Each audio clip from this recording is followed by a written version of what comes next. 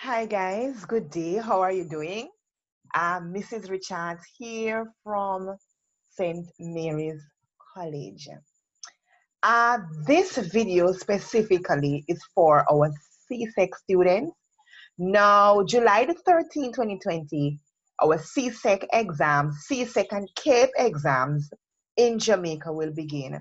And for students at St. Mary's College, I really wanted to help you to make the best use of the next approximately 5 weeks from now to help to build your confidence, build your morale, build your energy going into the exam, and to help you to consume the amount of information that you need to consume in order to do well in your exams. No, if you're a grade 11 student or a CAPE student and you're feeling confused, you're feeling not ready, you're feeling unsure of yourself, you're feeling like you're almost walking on water instead of solid ground, I am here to help you today. No, I know the screen is not the best quality. My laptop computer pixel, camera pixel is not that great like the one on my phone. But I decided to use this means because I wanted to help you through a PowerPoint presentation.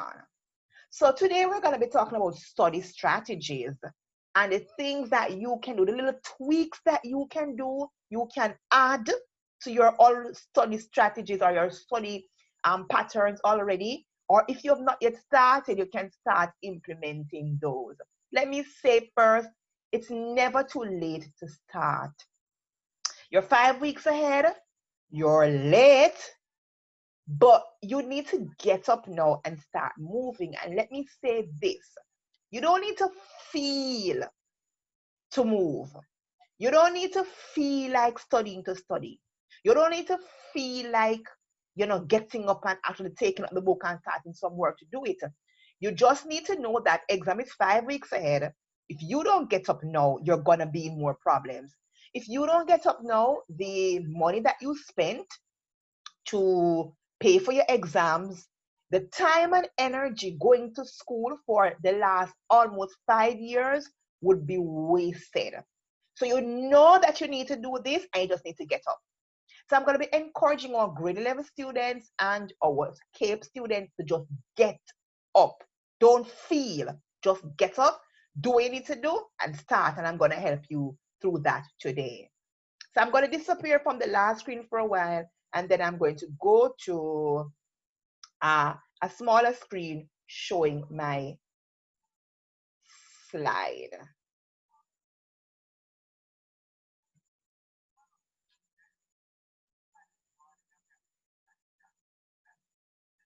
All right, let's go. So on the screen here, we have study strategies. And of course, you can see the picture. This young lady with the two big books on the side, she really don't listen. It is so overwhelming for her, like it is overwhelming for some of you. It is so overwhelming for her, and she really doesn't know where to start or what to do.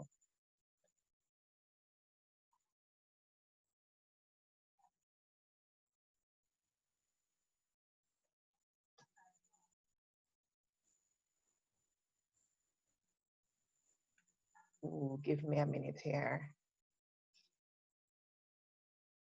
All right, step one. Now, the first thing you need to do, students, you're 5 weeks away from exam. You need to organize your time. You need to organize. You need to get some structure, some element of structure. It doesn't have to be perfectly laid out, and it will not run perfectly. All your plans will never run as smoothly as how you created it to run or you think it's going to run. But it's very important that you have some sort of a plan organization. So on our screen, of course, we have a blank timetable, and I'm just showing an example of a timetable so that you know how to fill it. Now, how do you fill a timetable? You need to understand that all your daily activities, you put it in a timetable. So if you're 5 weeks ahead, and I know for our schools in Jamaica, June the 8th, we go back to school. Now, when you go back to school, you may not be required to be at school between 9 and 2:30 every single day. Depending on the subjects you're doing and depending on the school's timetable, that is how you would go to school and get your subjects done. So I know for St. Mary's College, all students will not be at school every day between 9 and 2:30. It depends on the subjects that will be offered on different days, the classes and the revision that will be offered at different days. Now, when you're creating your timetable, you need to put that consideration in your timetable. You also need to put the consideration of how many subjects you're doing and how much time you give to each subject, right? And all the other variables, your breaks need to go in the timetable. You know, your half-hour break, need to go there to say, hey, between 10 and 10:30, I'm going to take a break. Or between 10 and 11 o'clock, I'm going to just leave the book and go relax. And let me say, that is so important too. Because you're 5 weeks away, your anxiety levels are high, and just the COVID-19 pandemic, going out to school and being more now exposed to the virus, all of those things will add to your anxiety and your fear and your mentally emotional state. You need to still have breathers, students. You need to still have time of relaxation, and you need to timetable it in. You need to have some sort of structure.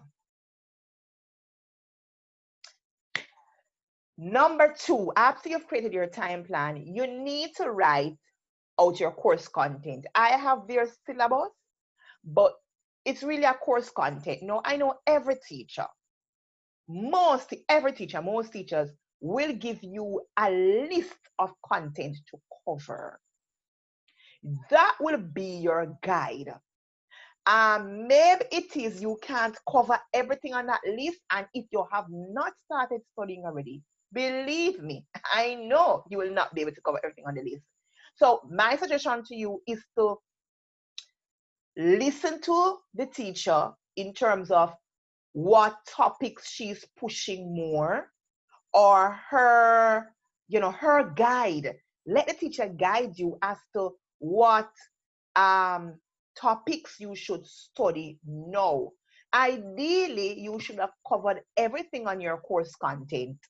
But 5 weeks away, if you have not yet started, you won't be able to cover everything. But you're going to have a course outline topic. And remember, this year in CSEC, it's not like, other years in paper 2 where you get a choice. Do question 1 or 2, 3 or 4, interesting. So if you don't study one topic, at least, if you don't study number 1, if you don't study the topic aligned to question 1, more than like you probably will study the topic aligned to question 2. For this year's multiple choice. So you need to be well-rounded student. You need to have a good idea and a good brush of your complete course content because it's multiple choice. And for here, I have write down a list of topics to be covered for each subject. And I have an example there, which is POB. In POB, they do the nature of business, terms of business, money, establishing a business, types of business like sole trader, partnership, company liabilities, and those things.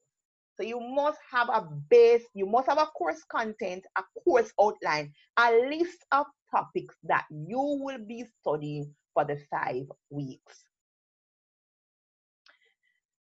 Study cards. Now, you have your timetable, you have your idea of how you're going to study daily, you have your list of topics ready that you're going to study, and subtopics that you need to study. And then very importantly, from now, students, I want to introduce a study card. Now, why am I introducing this?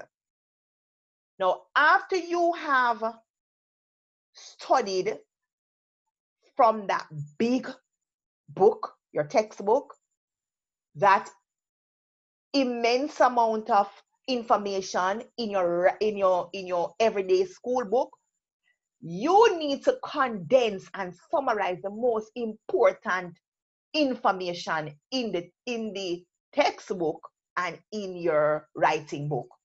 No, you cannot be studying exam. You cannot be studying for exam 5 weeks out from now, and you're gonna be every time you study, you're gonna go back to the big book and read out everything. No, that's not gonna work. The aim, guys, here is to work smarter and not harder. Let me say it again. The aim now is not to work harder, and the aim always should be is not to work harder, it's to work smarter, so that you can have the results that you want to have. There are many people that really work hard in life, and they work hard. Let me tell you, they work breathlessly hard, but the returns is like pennies. No, you and I, 21st century generation persons, we need to think better than that. The aim is not to work harder. And there's some people who don't work as hard and toil as hard as some people, and their returns are much higher. Right. So study card. For the study card, you can buy them in the bookshop. They are about $500 for the pack. Or when I was going to either college, I used to make mine.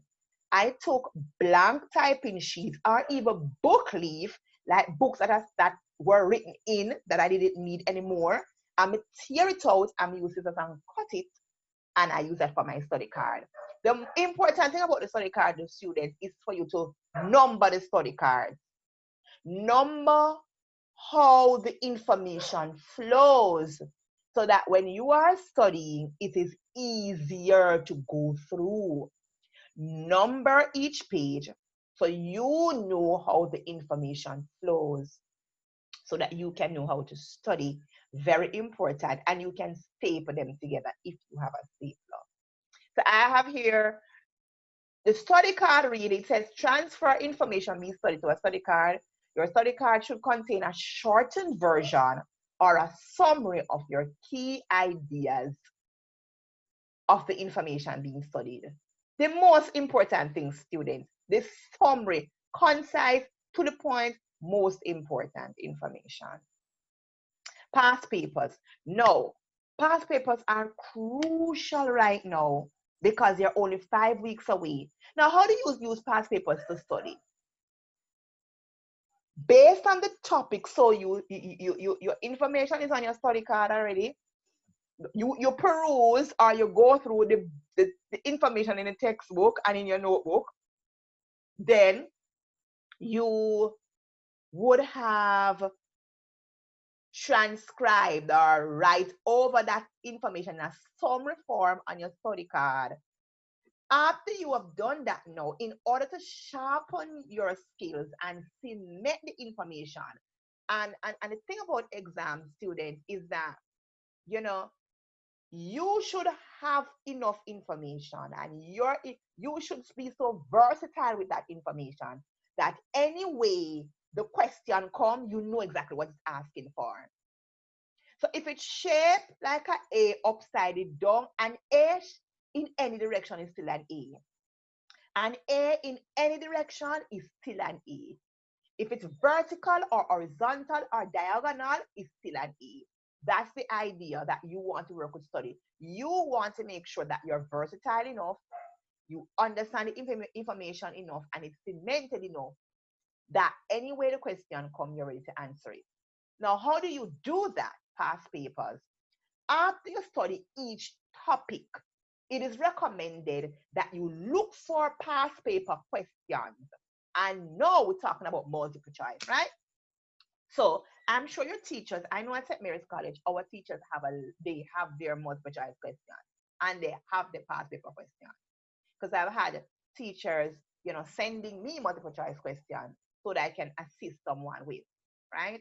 So you look through the multiple choice question and use the other method too, the paper too, um, and take out the question that is directly related to the topic you're studying and work some of the past papers aligned to the topic you're studying and sharpen your skills. I have here use past papers while studying, while cementing the topic being reviewed. Working with past papers and multiple choice questions about the topic is crucial. It's very important. So now we're gonna go into some other areas of study skills that I think you should have an idea of. Now let me say that studying is a lifelong process. You never stop learn how to study until you stop going to school. And for those of you who have the aspiration of going to a vocational school, university, college, it's very important that you understand how your brain works. The day I understand how my brain works, studying became almost seamless. It still required discipline and effort and time, but it almost became seamless and a bit more easier because I knew exactly what to do for my brain to understand the information and remember the information and how and then being versatile that anyway I saw the question, I knew what the answer was. So let's go. Pomodoro technique. Pomodoro technique is a technique that I have used in a sense where it is timing yourself. So, Pomodoro technique forces you to sit still and get the work done. Pomodoro technique is a technique that helps you to discipline yourself as a student and to get the work done. What do? Let's say you have a hard time sitting still, or you have a procrastination problem, which you have a waste time problem. You know you're supposed to study, but you don't feel like it, and you just don't get it done, and days are past, and you know you're supposed to do it, but you don't do it. Pomodoro technique will help you and can help you if you apply yourself, and it will work. You have your timetable, you know what subjects to study, you get a stopwatch, and in Jamaican term, it's not a stop. You do have to have a stopwatch now, or a timer. You can use your phone. The idea is you set the time for whatever time you want, 25 minutes, 30 minutes, 40 minutes. My recommendation at this point for CSEC, don't give yourself less than 35 minutes. Set the time on your phone for 35 minutes, and the commitment to yourself is that you're not going to get up for any reason at all. So use the bathroom before you start. Eat before you start. Do whatever you're going to do before you start. The idea is to sit still for 35 minutes, don't move, and to get your studying done. At the end of the 35 minutes, the bell will alarm, and that will be your reward. Your reward will be now getting up, moving around for probably 5-10 minutes and giving yourself a break. So you're sitting still, working for 35 minutes, making sure, because you're timing yourself. And the idea, students, is to remember, you don't get up until that 35 minutes is up. So you sit still for 35 minutes and you force yourself, you discipline yourself to sit still for the 35 minutes and don't move. What is the reward? The reward is to hear that bell go off, and you can just stretch, breathe, walk up and down, or use the bathroom, probably get a snack, 10-15 minutes, and then come back again. You come back again to the technique and you run it for another 35 minutes. And then you take a break again. So the breaks is really the reward. But the technique forces you to sit still and work. Mnemonics. Mnemonics are a very common technique, but a lot of persons don't know that's what it's called. It's actually the use of rhymes and songs and numbers and poetry in order to remember information in a sequential order. Sequence. So if you want to remember information that in a sequence pattern, and I'm going to give you an example. When I was going to school, I learned this technique to remember trigonometry, Sakatoa. Silly old Harry caught an herring traveling over Africa. Now, I am 40 years old, students, and I still remember that technique that I learned years ago. I learned that technique, I think I learned that years ago. Now, silly old Harry means sine equal opposite over hypotenuse. Caught an herring cosine over adjacent hypotenuse at the bottom. Now I'm 40 students. Don't even need this information anymore in my line of job. But I remember. So that shows you the power of mnemonics. Now, if you need to remember information in a sequential order, you can create a mnemonics pattern to remember it, right? And so in exam, it will help you. Mind maps. Mind maps are, let me show you the example of a mind map first before I started talking. Mind maps, they are visual representation of data. Now, none of us, when we look at a book and we see bare words in there, our brain literally starts to shut down. Our brain literally starts to say, I can't cope anymore, this is too much. If you're that student, what you can do is to go through the information and make a drawing of the information so you can remember. And I'm going to tell you a secret. Once you go and exam and you see the topic, you just draw the little sketch.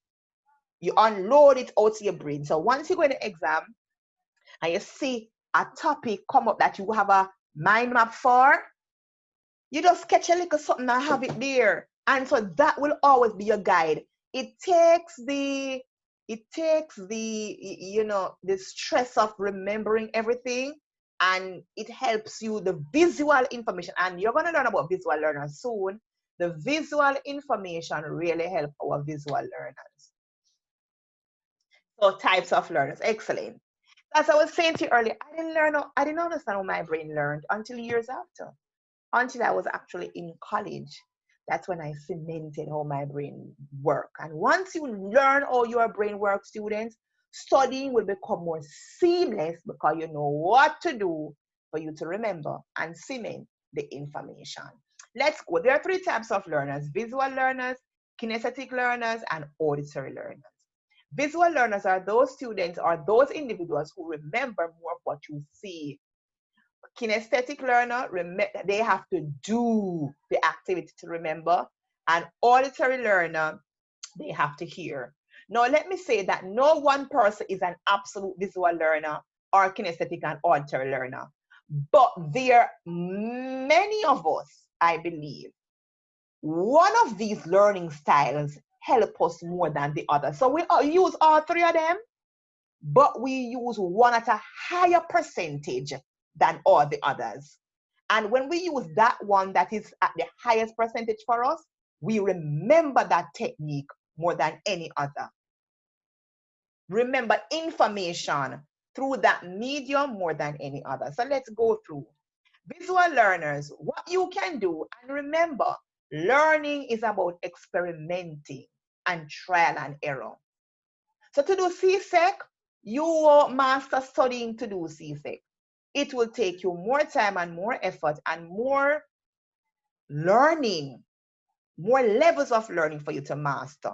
But you can start from now.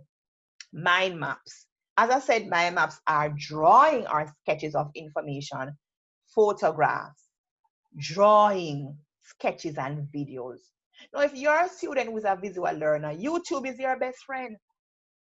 If I'm not mistaken, I heard Tammy Chin talking about Wayne Marshall, her husband, saying he learned to play by watching, like by ear, like watching. So apparently he went on YouTube and him just watch. And that's how he learned. That was a big learning tool for him. So if you're a student who, and you have to, as I said, students, you have to practice to see which one of them really works for you best. But if you're a student who you can't take the bag of information, you're not remembering, try these: the mind maps, the drawing, the sketches, and the videos. Auditory learners remember more of what they listen. And years ago, I came upon this while teaching, my students. And I thought about the fact that every cell phone has a voice recorder. What about you taping yourself studying 5 weeks out, taping yourself studying, and when you're going to school, you're listening. When you are coming home from school on the bus, you're listening. You're in the house, you're doing something, washing the dishes, you're listening to yourself, studying your notes. Now, if you are an auditory learner, this strategy is going to help you hands down, and it's very It's very user-friendly because it's using any setting. All you need to do is to tape yourself studying the information and you're good to go. Mnemonics is also a good tool. And also, I'm going to give you one more that's not on the paper, but also reading aloud. So I learned years ago that if I sat with a book, and this is my new book I'm reading, Michelle Obama Becoming. So